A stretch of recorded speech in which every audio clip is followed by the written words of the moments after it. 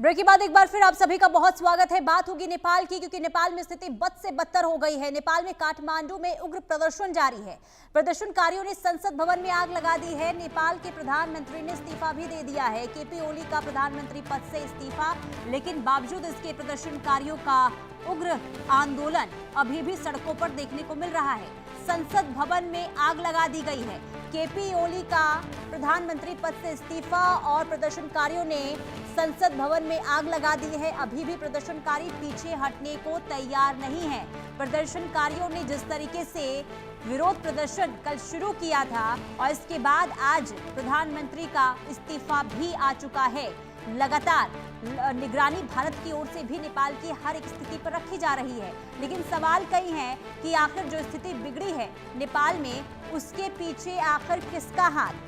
नेपाल में सोमवार को युवाओं का सरकारी विरोध प्रदर्शन देखने को मिला और इसके बाद सरकार के खिलाफ जिस तरीके से हिंसक के प्रदर्शनकारी हुए, सरकार द्वारा सोशल मीडिया पर प्रतिबंध लगाए जाने के विरोध में युवाओं के नेतृत्व में जबरदस्त विरोध प्रदर्शन देखने को मिला और प्रदर्शन के दौरान 19 लोगों की मौत हो गई और करीब 400 लोग घायल हुए हैं। हिंसक प्रदर्शन को देखते हुए नेपाल सरकार ने सोमवार देर रात सोशल मीडिया मंचों पर जो बैन लगाया था उसे वापस ले लिया। नेपाल के गृह मंत्री रमेश लेखक ने प्रधानमंत्री के आधिकारिक आवास पर आयोजित कैबिनेट बैठक के दौरान प्रधानमंत्री को अपना इस्तीफा सौंप दिया और अब नेपाल के पीएम केपी ओली ने भी इस्तीफा दे दिया है और नेपाल के काठमांडू, पोखरा, रूपन्देही और सुनसरी के कुछ हिस्सों में कर्फ्यू अभी भी लगाया गया है। राजधानी काठमांडू में स्कूल के छात्रों समेत हजारों युवाओं ने मेतीघर और बानेश्वर इलाके में मोर्चा निकाला है। प्रदर्शनकारी छात्रों ने सरकार पर भ्रष्टाचार के गंभीर आरोप लगाते हुए फेसबुक, व्हाट्सएप और एक्स सहित 26 सोशल मीडिया प्लेटफॉर्म पर प्रतिबंध लगाकर अभिव्यक्ति की स्वतंत्रता को दबाने का आरोप लगाया था और इसी दौरान प्रदर्शन हिंसक हो गया। जब प्रदर्शनकारियों ने संसद भवन के पास पुलिस के अवरोधकों को तोड़ दिया, प्रदर्शनकारियों को रोकने के लिए पहले स्थानीय पुलिस ने हर संभव कोशिश की, लेकिन जब हालात बेकाबू हो गए तो सेना को उतारा गया। लेकिन सेना पूरी कोशिश कर रही है कि स्थिति को कंट्रोल किया जाए, लेकिन प्रदर्शनकारी मानने को तैयार है नहीं। संजय मिश्रा हमारे संवाददाता तमाम जानकारी के साथ जुड़ चुके हैं। माफी चाहूंगी, संजय शर्मा हमारे साथ बने हुए हैं। मैं आपके पास आऊंगी संजय शर्मा। ठीक है, संजय शर्मा और संजय मिश्रा दोनों हमारे साथ फोन लाइन पे बने हुए हैं। सबसे पहले मैं आपके पास आऊंगी संजय मिश्रा, क्योंकि देखिए नेपाल की स्थिति तो खराब लगातार हो रही है, लेकिन हैरानी इस बात की है कि इस्तीफा प्रधानमंत्री ने दे दिया, लेकिन इसके बावजूद भी अभी भी प्रदर्शनकारी सड़कों पर हैं। क्या अपडेट वहां से?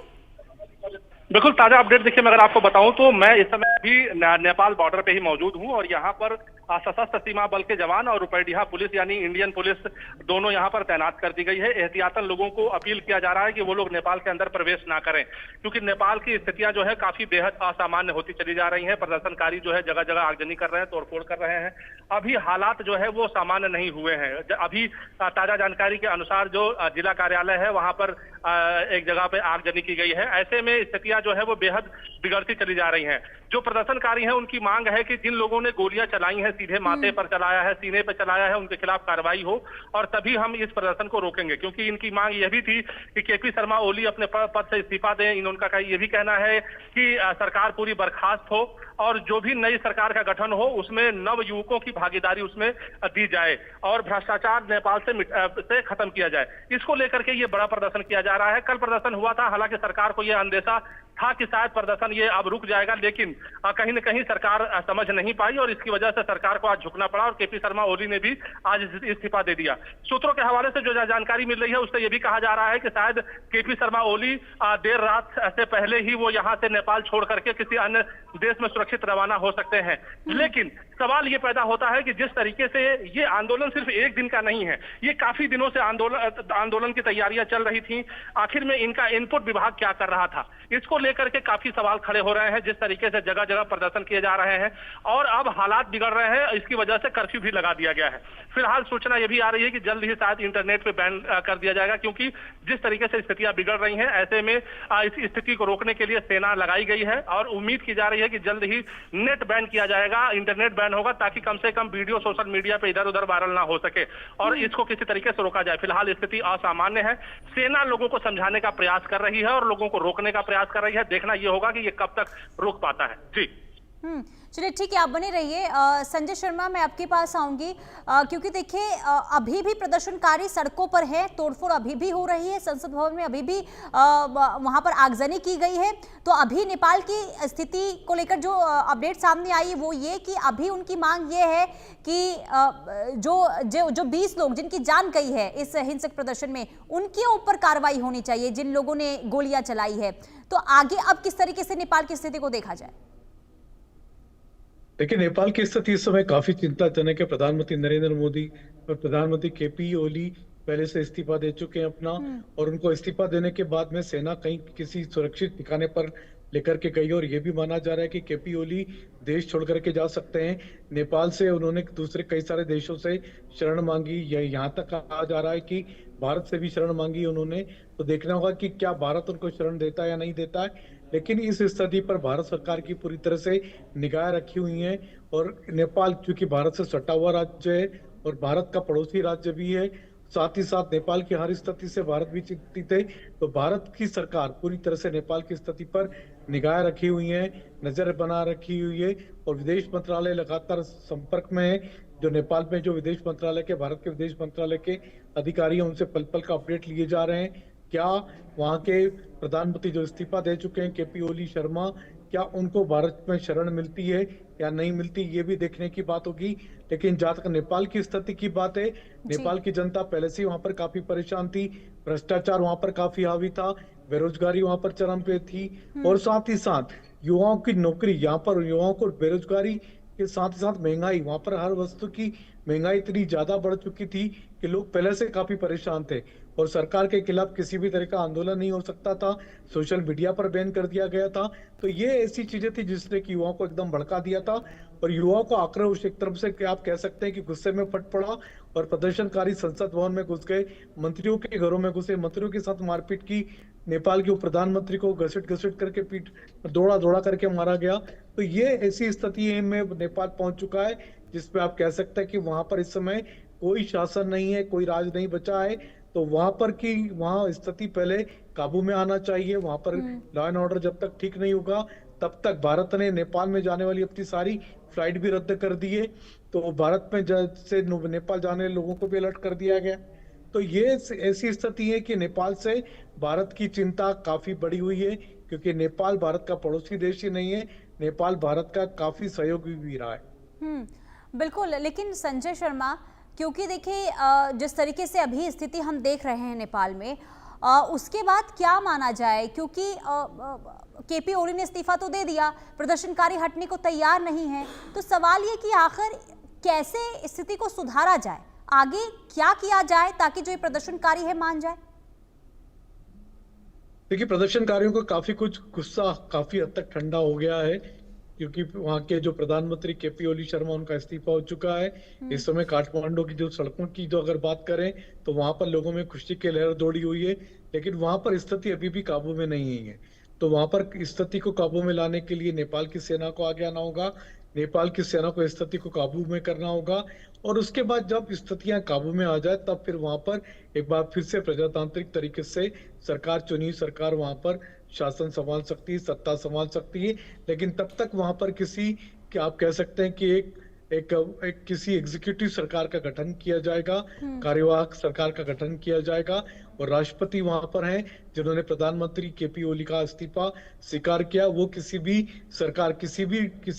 सरकार का गठन कर सकते हैं जो कि कार्यवाहक सरकार होगी, और वो कार्यवाहक सरकार तब तक काम कर सकती है जब तक कि नेपाल में नए चुनाव ना हो जाए, नई चुनी सरकार वहां पर सत्ता न संभाल ले। ठीक है संजय मिश्रा, मैं आपके पास आऊंगी। क्या जो ये स्थिति बनी हुई है वो अभी काठमांडू में ही ऐसी स्थिति बनी हुई है, या फिर अभी भी नेपाल के अलग अलग हिस्सों में जो प्रदर्शनकारी जो पहले वहां पर आगजनी कर रहे थे, हिंसक प्रदर्शन हो रहा था, वहां पर अभी भी हालात वैसे ही बने हुए हैं जैसे पहले थे? देखिए, मैं आपको बताऊं कि नेपाल में 14 राज्य और 75 जनपद हैं। मैं अगर बात करूं तो तकरीबन 34 से 35 जनपद ऐसे हैं जहां पर इस तरह की स्थिति है, जहां पर छिटपुट जो है आगजनी है, छिटपुट तोड़फोड़ है और वहां पर लोग प्रदर्शन कर रहे हैं। लेकिन बांके जनपद का जो नेपालगंज है, यहाँ पर बड़े पैमाने पर जिस तरीके से काठमांडू में तोड़फोड़ किया गया है, उसी तरीके से बांके जनपद के जमुना में, यहाँ पर नेपालगंज में काफी तोड़फोड़ किया गया है, यहाँ पर आगजनी की गई है।